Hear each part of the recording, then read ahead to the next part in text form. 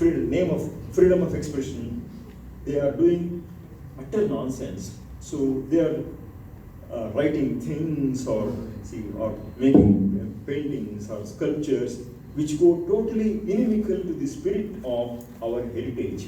And this should never be the case. So artists are not special persons. On the other hand, every man is a special kind of artist. In the sense, every man has to pursue a vocation for making a living. But in the ancient setting, the situation was so enjoyable that if you go to a potter, he would love his work, and there was also a way for his own salvation. And therefore, every profession was respected in our country. And through every profession, one could ultimately reach his own realization of life. And therefore, reaching God, that which is the common end of all persons and all professions. So for everyone there was a way, and through his own task that he has taken upon himself, that is achieved. Coomaraswamy also pointed out about the anonymity of the traditional artist. If you go to many temples, you will nowhere see by whom were all these sculptures made. In a good deal of poetry in ancient India, if you look into the Upanishads or into the Vedas, there is no mention of the author of the work. So we do not even know whether Kalidasa's name is really his original name. It only says he is a servant of Kali. So it may not be his original name, it may be just a pen name that he had adopted or whatever. And if you ask when did Kalidasa live, where Kalidasa lived, and so on, you don't get any easy answers to these questions. So this applies to a majority of writers in Sanskrit and most of our other languages also. So we don't know many details about the history or the geography of the concerned poet or concerned poetry and so on. And that is also because every artist was concerned more about the work and the use of the same for the society rather than trying to project himself. Quite on the other hand, today we see artists speaking of this is my style and so on. On the other hand, the ancient artist would not like to present anything of his own. Howsoever much we try to hide our own personality, because our own personality is trivial. If we can do something good and great which can be of use to society, that must be passed on rather than trying to project ourselves. This is only a matter of ahankara, and therefore the true artist of ancient India never tried to project himself, because never considered himself very important. And you can see that in the Vishnu Purana there is a discussion that has been stated regarding the utility of even poetry. So there is an objection to reading poetry. It says, poetry is full of imaginations which may be far from reality and which can mislead a person. So there, the stand that is taken in Vishnu Purana is Kavyalapascha ekechit Geetakan nikhilani cha Shabdamurti dharasyaite Vishnoramshaha Mahatmanaha. All that is treated as Shabda Brahman because it is something that leads man to the highest things that he has to achieve in life. Coomaraswamy points out the activity of yoga and the fruit of yoga, of artistic activity as yoga.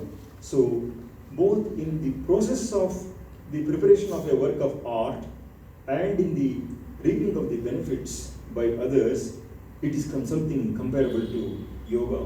He says, the Indian architect is often spoken of as visiting heaven and there making known the prevailing forms of architecture which he imitates below.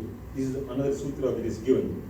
If you look into actual works on art in Sanskrit, for example, some of these verses are Vishnu Dharmottara Purana, in which there is a good deal of discussion about the definition of art or the exposition of art, the meaning of art, and so on, the process of or processes involved in the production of a work of art and so on. In all these you can see that there is a maxim. For example, in Shukran, even in a work like Shukran Itisara, there is a statement called Dhyatva Kuriyat. So the production of a piece of art is preceded by meditation. So one must get absorbed in that state, and only afterwards is something produced. So in Kalidasa's Malavikagnimitra, there is a statement that when there is an error in the drawing, the word that is being used is because of the Shithila Samadhi of the artist. Samadhi is concentration, and therefore it is something that is to be inwardly seen. The picture that a poet draws, that an artist draws, is something totally visualized in total absorption. It is not something that we have a model in front of us and we try to copy the details. So it should be totally absorbed, and one is to copy from the mind rather than from an object outside. In this context, he gives the example of Valmiki Ramayana itself. Coomaraswamy shows how the sage Valmiki produced the great work Ramayana sitting in a state of yoga. So it is not out of sheer pleasure in merely writing a long epic that Valmiki wrote this work. On the other hand, he was absorbed in the state of samadhi. The very wordings of Valmiki are Tatah Pashyati Dharmatma Tat Sarvam Yogamastitaha Upasprashyodakam Samyak Munistitva Kritanjali. He did his Achamana. So Valmiki does his Achamana. Kritanjali, hands folded. Prachi Nagreshu Darbheshu Dharmena Avekshate Gatim. So his stone is the Darbha grass, so pointing towards the east, the agra of the Darbha, pointing towards the east, and Dharmena Avekshate Gatim Tatsarvam Dharmaviryena Yathavat Samprapashyati. So it's only on account of the Dharmavirya that he is able to see whatever happened.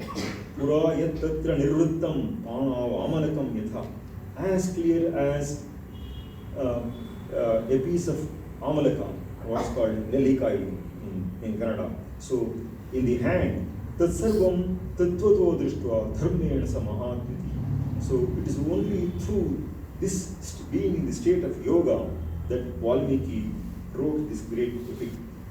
Therefore, even the commencement of the work is preceded by this state of being totally absorbed in one's own self, in inner recesses of the heart. So this is the way of concentration that is taking place. So Coomaraswamy gives the example of the Ishukara, the person, the fletcher, the person who makes arrows. With what kind of concentration he works. So the same is detailed in 3 places. In the Buddhist literature, we get the same example. The Buddha is asked to give an example for concentration. And prior to the Buddha, it occurs in the Mahabharata itself. And in the Bhagavata also the same is detailed. I give an example from the Bhagavata. The shloka is quite famous. Tadeva matman nyavaruddha chittaha naveda kinchit bahirantaram va yatheshu karo nrupatim vrajantam ishau gadatma nadadarsha parshve. There is a fletcher making the arrow. He has to make the arrow very straight and sharp. So absorbed was he in his work, sitting in front of his house in the compound, that right in front of his house, the king went there with all his paraphernalia. And as you can see, when king passes, so there will be so much of noise that is also created, so succeeding the king's movement. And nothing of that came to be noticed by that fletcher. So absorbed was he in his work of making the arrow perfect and sharp. So such is the type of concentration that is required. Another important aspect that Agni Purana teaches is that the maker of the sculpture actually prays to God to come and teach him in his dreams about the sculpture that he is going to prepare the next day. O thou Lord of all gods, teach me in my dreams how to carry out all the work I have in my mind. So it is with this prayer that the true sculptor proceeds to create a work of art. So this way, there is a great sanctity attached to every piece of work of art. Thus, we find that art was considered as a matter of yoga, and it is such pieces of art that can have a lasting value. And it's not merely in the East, but here and there you can also find in the West such kinds of depictions. Coomaraswamy says, the imager must realize a complete self-identification with the object, whatever its peculiarities, even in the case of the opposite sex. Suppose he shows how the act of worship and the act of drawing a picture, they are very similar. How exactly does one the dhyana? So there is a saying in Sanskrit, Devo bhutva devam yajet. So one can worship God only by becoming God. In other words, when he focuses on the deity, it is as though there is no difference between himself and the deity. And he says, even if the deity is of the opposite sex, if it is a Stri Devata that a man is contemplating upon, and even if the divinity is provided with terrible supernatural characteristics, so as for example his dhyana of goddess Bhairavi, so the form thus known in an act of non-differentiation. So the difference between the person who is meditating and the object of meditation, so that difference is totally lost. So the subject and the object become one. In fact, if you look into the Patanjali's Yoga Sutra, there is a clear description of how the subject and the object become totally one. This is called in the yogic language, this is called Arthamatra Nirbhasa. The object alone shining, and the person who is meditating, he loses himself totally. His identity is completely lost, and he becomes one with the object being meditated upon. So that's what he is saying, that there is a non-differentiation between the two. Being held in view as long as may be necessary is the model from which he proceeds to execute in stone, pigment, or other material. Same thing applies to other branches also, such as music and so on.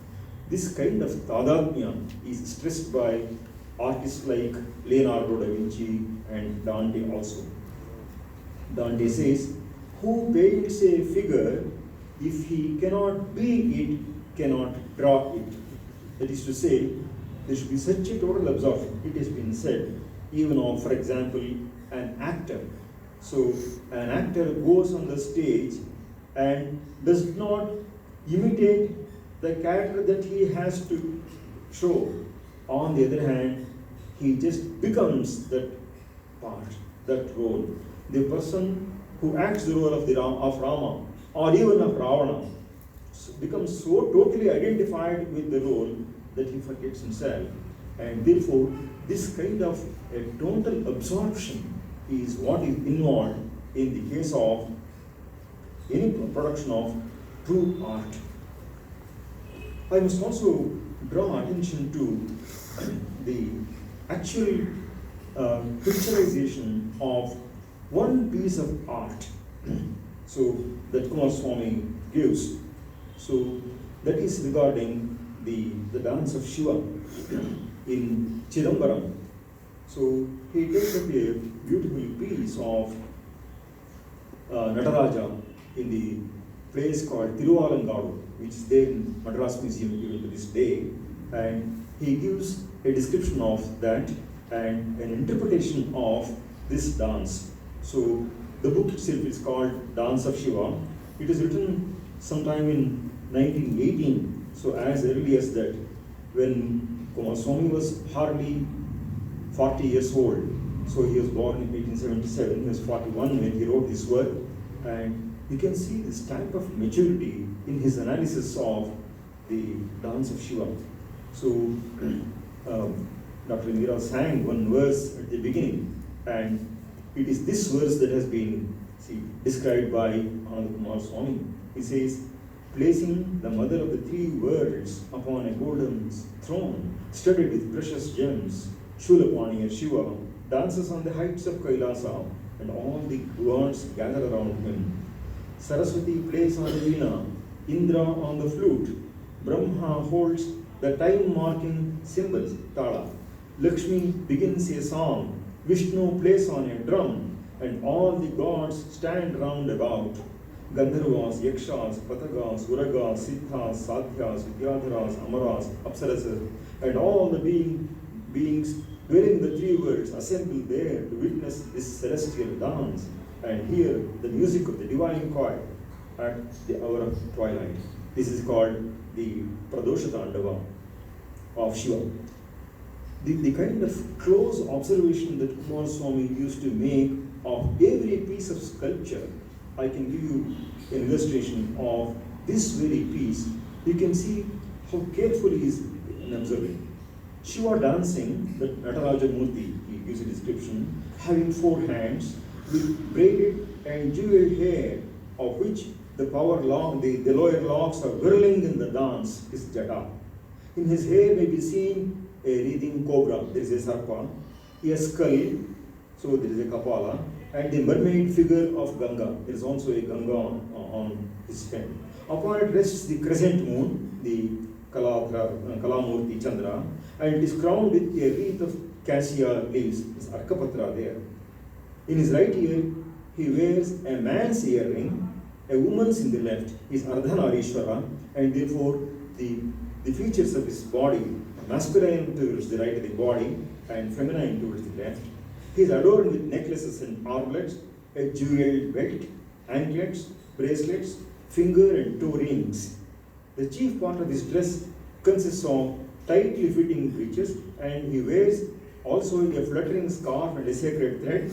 One right hand holds a drum. He has 4 hands. So one right hand holds a drum, the other is uplifted in the sign of do not fear, Abhaya Mudra.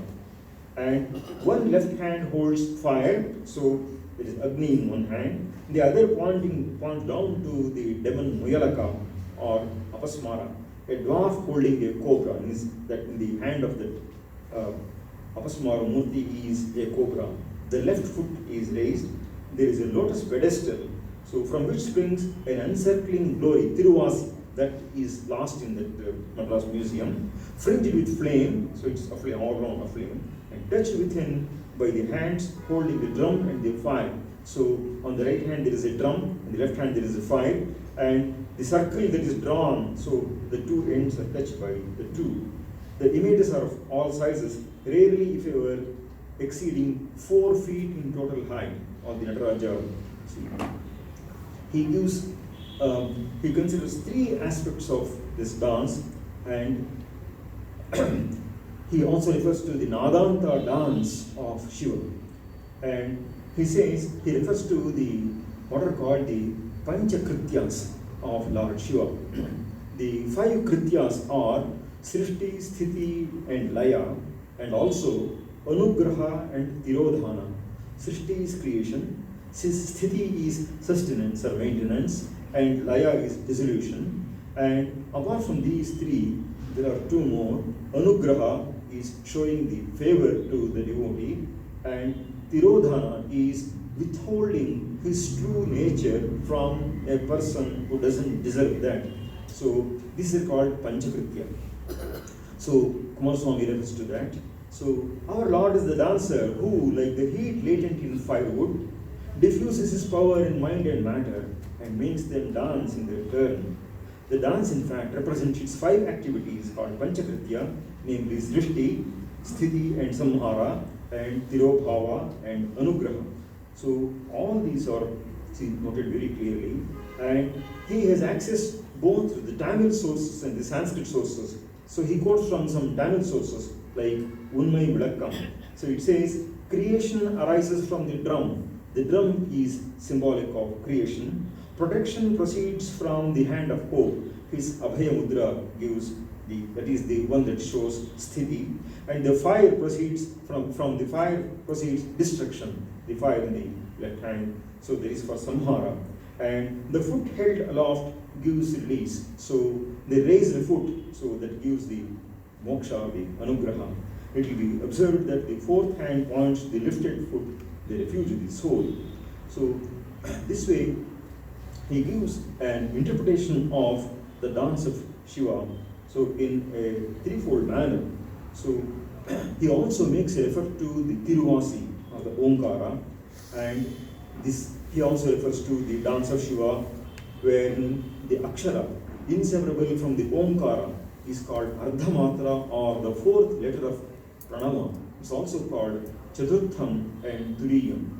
No other interpreter of Nataraja has been able to make all these points, so which is an accurate description of the short arm, a full description, and it also accounts for the significance of these. He also says that this is a synthesis of science, religion, and art. So it is universal in its appeal to the philosopher, the lover, and the artist of all ages and all countries. He says, no artist of today, however great, could more exactly or more wisely create an image of that energy which science must postulate behind all phenomena. We see in science how all matter emanates from energy and all matter ultimately ends in energy. So there is this cyclicity of the universe, and you can write, you can see in the writings of writers like Fridtjof Capra, who has written a marvelous work called The Tao of Physics, so in which he refers to this very writing of Ananda Coomaraswamy, so his interpretation of the image of Nataraja. And Carl Sagan, who wrote an excellent work called Cosmos, so he was a great physicist and astronomer. He says, no other civilization in the world has been able to think of this idea.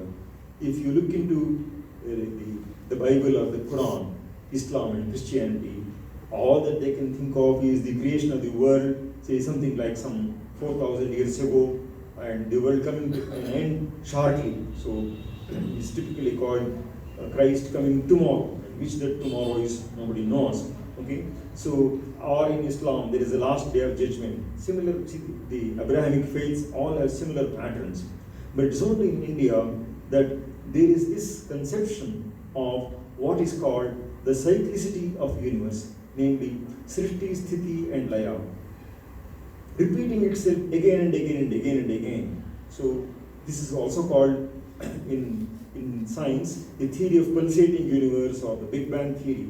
So this concept is there only in India, and the significance of this is brought out very well by Ananda Coomaraswamy and quoted with approval and appreciation and elaborated by authors like Fridtjof Capra and Carl Sagan. So Coomaraswamy says this is poetry, but nonetheless science. So this way we can find in Ananda Coomaraswamy a deep study of some of the deepest aspects of art. There is much more to be discussed. We may have some questions and answers, so for just a few minutes. So then conclude.